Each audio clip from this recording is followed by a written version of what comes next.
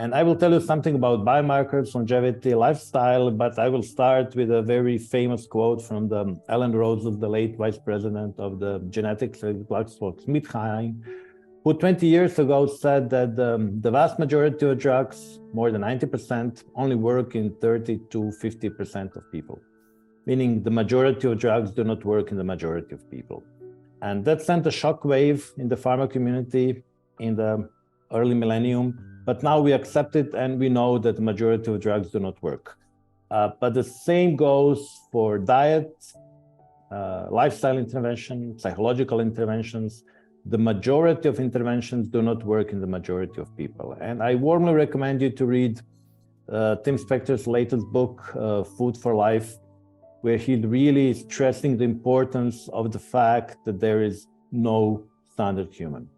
And what we need biomarkers, which will help us stratify the general population into people who belong to different subgroups who would respond to a specific drug, therapy, intervention, whatever.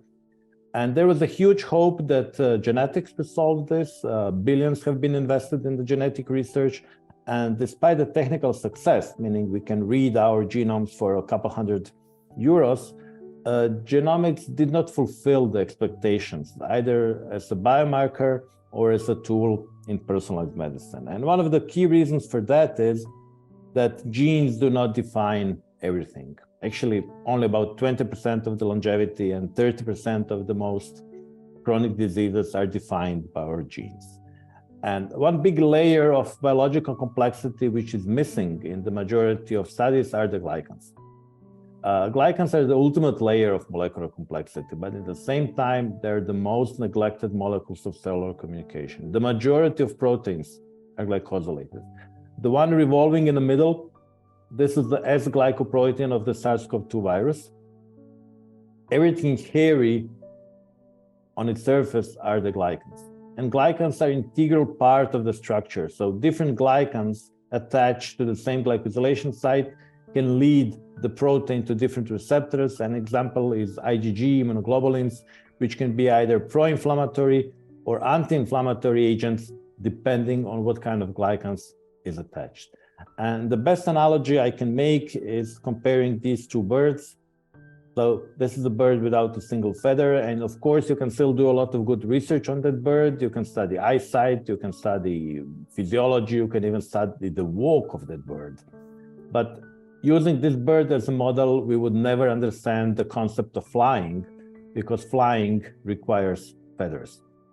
And normal function of all proteins requires glycosylation. And before I go on, just a word of caution, and maybe a link to the previous lecture.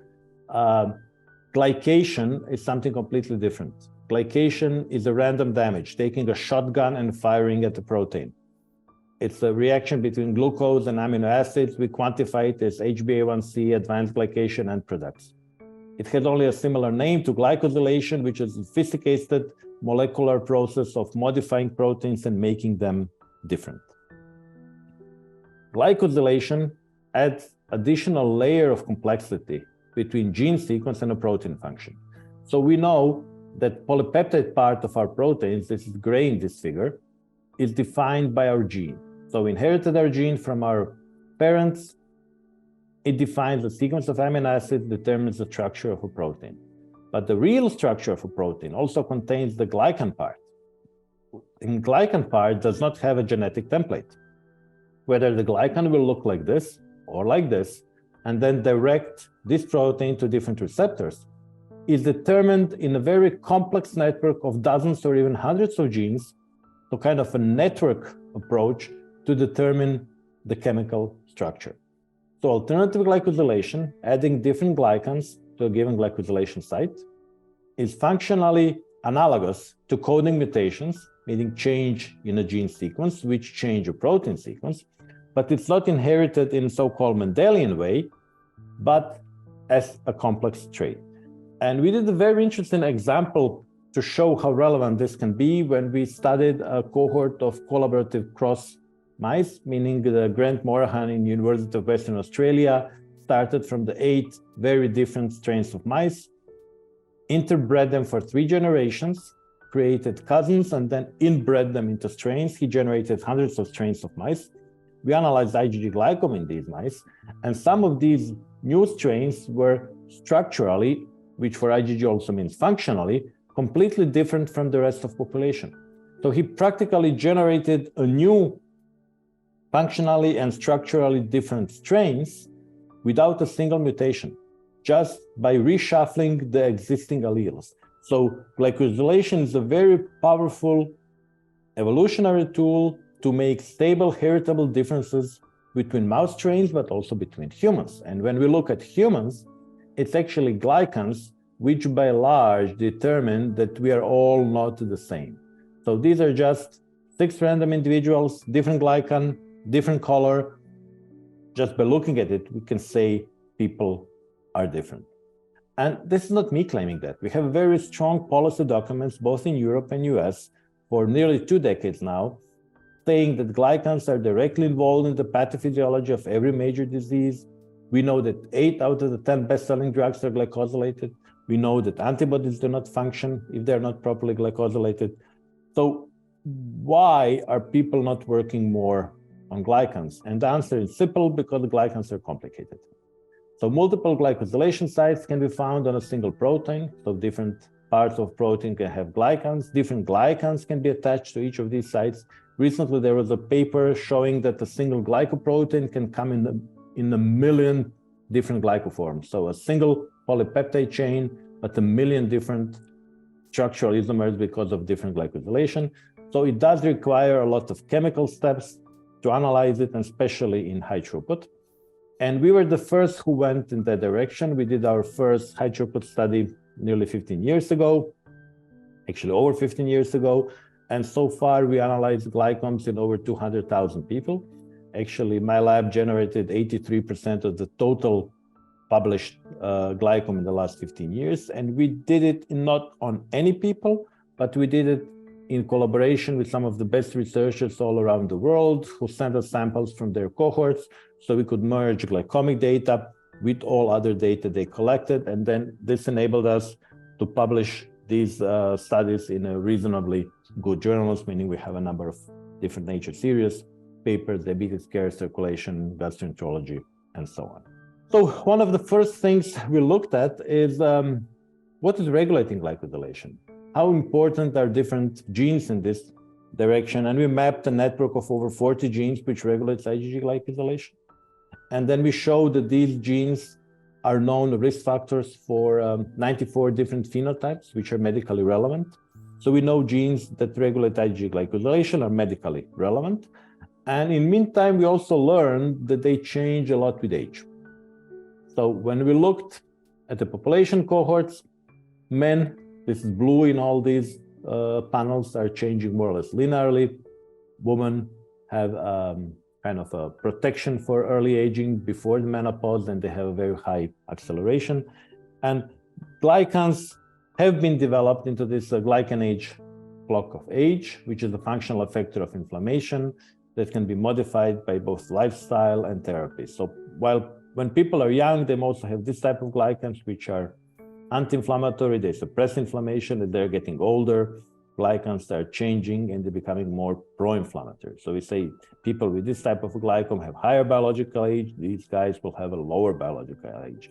And this is affected by genes, epigenetics, and the environment. And of course, I have to repeat here that I'm a co-founder of a company, I'm a shareholder in Glycan Age, I'm heavily conflicted here, so you have to judge the facts by yourself, not only take my word for it, but this also gives me an advantage to give you a discount code.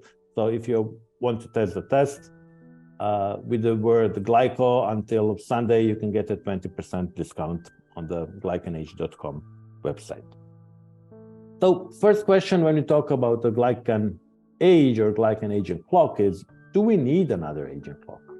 Are existing aging clocks good enough?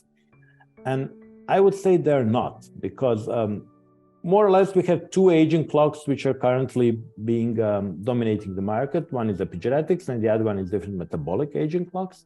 And of course, the most famous one is Steve Horvath's epigenetic clock, which is universal. There's a lot of research. and many papers published on that. But the problem with the Steve's clock is that it's actually too accurate, too closely linked to the chronological age.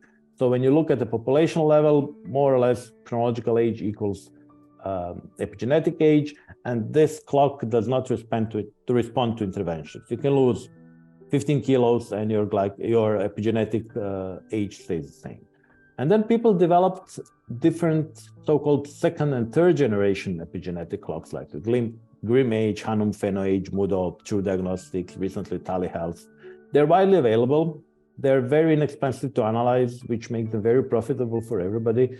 But the problem is that for each of these tests, there's very limited research data. They all call them epigenetic tests and build the credibility based on the Horvath epigenetic clock. But these are different tests. They measure different CpG sites. They produce different data. And we really don't know what each of these sites mean. We also don't know how reliable is the measurement. Some of these tests are extremely noisy, meaning you test the same sample twice, you get very different values. So there is a huge potential epigenetics, but it does require a lot of research.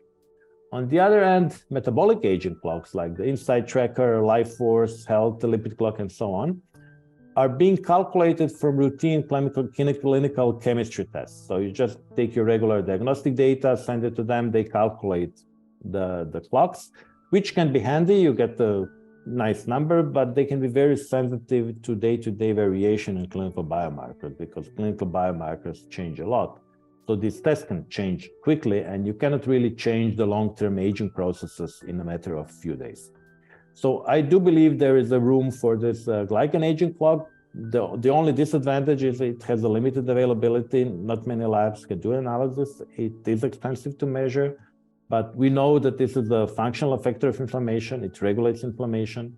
There is extensive clinical data. We know it responds to intervention. So people taking anti-inflammatory drugs, people losing weight, people exercising will change their glycan age. They will change it in a slow way, meaning it will take weeks and months to change. So it doesn't respond day to day. And the analytical methods are at the clinical level accuracy, meaning these numbers are real, what are being produced. Cool fact, both the glycan age and the epigenetic age were published on the very same day, the 10th of December 2013, and Steve Horvath and I are setting up a longevity symposium to celebrate the 10 years of epigenetic glycan clock. It will take place in Brovin on October 7. If you're interested, please join us. There is still time to register. What I would like to tell you is how do we develop something which can be actually useful? So how can we develop a test into a personal navigator? So the test which can help us to tell us what to do, how to live healthier or longer. So what we need to do large studies. We need to replicate these things in independent cohorts. We have to do longitudinal studies, meaning how individual changes. We need to do intervention studies. And ideally, we will need randomized clinical trials, meaning there is a placebo arm to control what is the real and what is not the real effect of intervention. And for glycans, we know they balance inflammation. So we know they regulate inflammation. They're molecules which interact between the cells and the different proteins, and they make them either pro-inflammatory or anti-inflammatory. And we know it's decided by our genes. Around 40% of the glycan age is heritable, by epigenetics, meaning all the information we acquire both prenatally and postnatally, but also with what we eat, what we think, how we behave. This all integrates into the changes in the glycans, which are then balancing inflammation in our cells. And kind of a big picture is currently the medicine functions in an intermittent or occasional interventions. When people feel pain, something is not working, they ask for help, and usually this is beyond the point of no return. You cannot return to the healthy state. You get a label of one of the chronic diseases and you only medicate your symptoms. So ideal patient for the pharma industry, not ideal for a patient. What would be more appropriate for a patient is to identify a disease early when there are only biomarkers which indicate there are changes in molecular processes changing. So physiology is still fine, but we already see a signs of a disease, and glycans do change here. And then you do a preventive intervention, We return these processes to the baseline and preserve health for a longer time.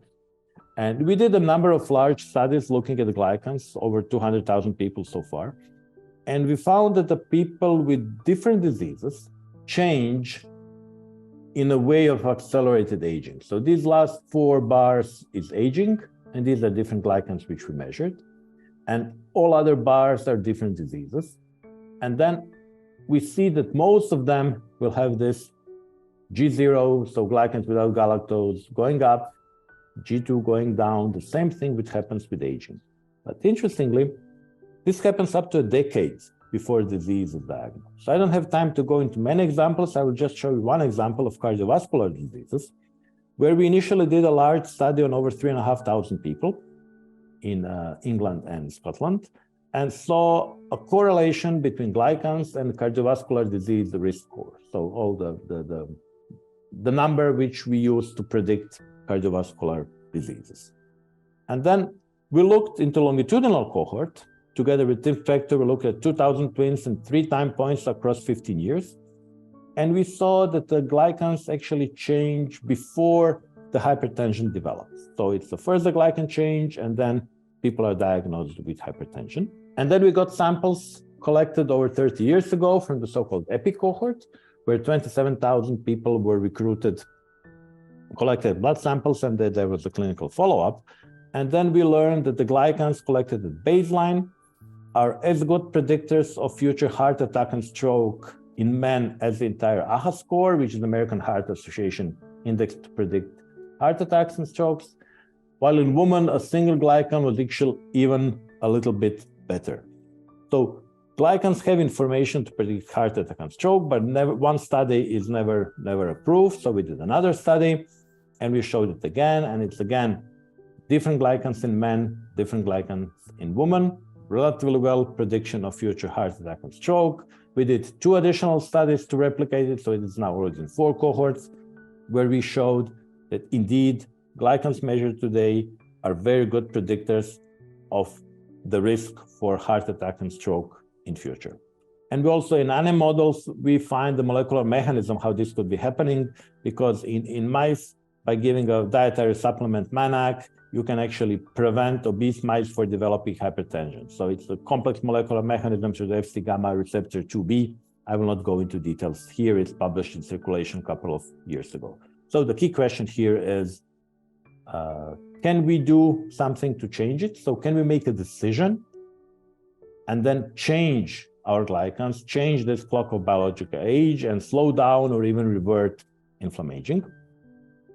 We know that this is highly complicated, the regulation. We just posted a paper identifying 16 genetic loci which are associated with the glycan age clock of aging, and these loci have been functionally validated. So we know these genes can actually affect it.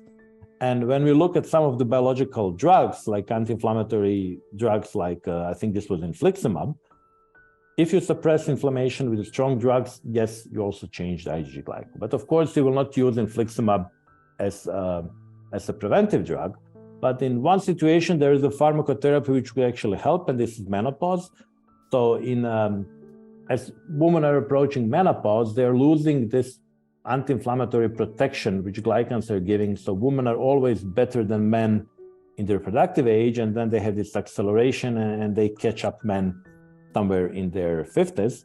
And we did a very cool placebo-controlled randomized trial showing that it's indeed estrogen which is highly relevant both in women and men. And then when you track women longitudinally, you see that there is this rapid acceleration in the changes in IgG glycan, which happens around the age of menopause, which can be very indicative of menopause, because the menopause, perimenopause is a period when hormones are not very informative because they go up and down on a daily basis. You have to measure very frequently and then try to average, while IgG glycans are actually doing this biological average for us. And when you look at the level of a patient, individual, so one can have a very good glycan age, and then there is this rapid acceleration, which usually happens before other symptoms of perimenopause, which can then be fixed with a proper hormone replacement. So the hormone deficiency can be corrected, and then the glycan gets corrected. So there are some situations where the pharmacological therapy is justified. Some people use bariatric surgery to take care of the extreme obesity, very effective in rejuvenating the IgG glycome, but then again, bariatric surgery is not for everybody. We looked at the general population, the same 2,000 twins, which were tracked 3 times across 15 years. And what we learned there is that people who were gaining weight between the 2 time points, they had accelerated glycan aging than people who were losing weight. And this was present in the 30s, in the 40s, in the 50s. So in each period of life, gaining weight accelerates aging, losing weight decelerates aging. So we asked, okay, what about more drastic approaches like the caloric restrictions? So we found a study in Europe, the Diogenes study, where they put 1,000 people on an 800 calorie diet for 2 months, which personally I believe is a torture. But in these 2 months, on average, they lost 10 kilos. And we see that their IgG glycome did improve. So these are different cohorts and improve the meta effect. It gets better. So pro-inflammatory go down, anti-inflammatory glycans go up. But nobody can stay on a 800 calorie diet for long. This is torture. So in this study, they tried 5 different maintenance diets. So different combination of high protein, low protein, high glycemic index, low glycemic index. And interestingly, each of these diets was beneficial for some of the participants and was not beneficial for other participants. So there is no magic diet which can help everybody, but maybe there is a diet which could help each individual. Unfortunately, there was no crossover here, so people changing from one type diet to another to see which one it works. But this is something what some individuals are doing. So trying one diet, seeing it doesn't work, and then trying another diet. Interestingly, the same goes for exercise. Although we have been taught that exercise should be universally good, apparently many people get overtrained, especially middle-aged people when they start exercising, and often they got overtrained and they get acceleration in glycan aging, which we have published several times. But some types of exercise seem to be better for some individuals than others. But very recently, just a couple of actually days ago, we published a study which showed that even when there is acceleration of glycan aging in some individuals, one of the biomarkers, the one which predicts heart attack or stroke, actually improves. So exercise is beneficial, but for this inflammatory component, it has to be tuned to an individual. There's no universal type of exercise which can help everybody. Microbiome is extremely important. So we've showed that if you change the microbiome, it will change the glycome. And we do a lot of studies together with Tim and Anibiome and Zoe and so on to see exactly how can you, what kind of interplay there is between the glycobiome and the microbiome. Individuals have been very successful in improving their glycan age. For example, Tim Spector had an intervention in mid-2020. He lost 11 years in half a year. There are some clinics which are extremely successful. Joseph Rafael in New York, most of his patients become 10, 20 years younger within a year of therapy. And kind of to summarize what I wanted to tell you is that we know that we have to maintain our car, and we would never think about changing the tire only after it explodes at the highway, because we know this would be very deadly. But when we think about our body, usually we ask for help only here when something explodes and does not work anymore. And this is not ideal. Ideally, we should try to monitor ourselves, see what works or it doesn't work, and then fix it. And this is where biomarkers can help, because they can give objective insight into the current state of low-grade chronic inflammation and be a quantitative tool. At the very end, I have to acknowledge I have a large research group. Actually, it's even 50% larger than this photo from 2 years ago, I believe. And that we got a lot of funding from different grants where we burned over 40 million euros on research. So this is why we have so much data. And I will stop here, and I have 3 minutes, so I'll be happy to answer any question. I know glycans are very complicated, but what we are trying to do, we are trying to simplify them. This is why we invented the glycan age, which is just a number. So by measuring the complex science of glycans, we can distill it to, first we do it to approximately 6, and then just one value, which we then give to people and try to help them take control of their of what they're doing, actually, because I think this is key, because we all know more or less what is healthy for a standard human, but majority of us do not have time or persistence to do things. And if we find one thing which we should focus, which is the most important, then it's easier. For example, when I realized that my glycan age was bad, the initial response was, okay, I have to sweat it out. I was hiking for hours in the mountains, and it didn't help. And then I realized, okay, I don't have to hike for 4 hours a day in a mountain. That's good. Let's see what else I can try. And so on. So we did a number of studies on negative psychology, stress, depression, and so on, not so much on positive. So if somebody is interested, has a good set of samples or patients, just get in touch. Yes, Thank you. I think we will continue this conversation. Thank you, Gordan, very much.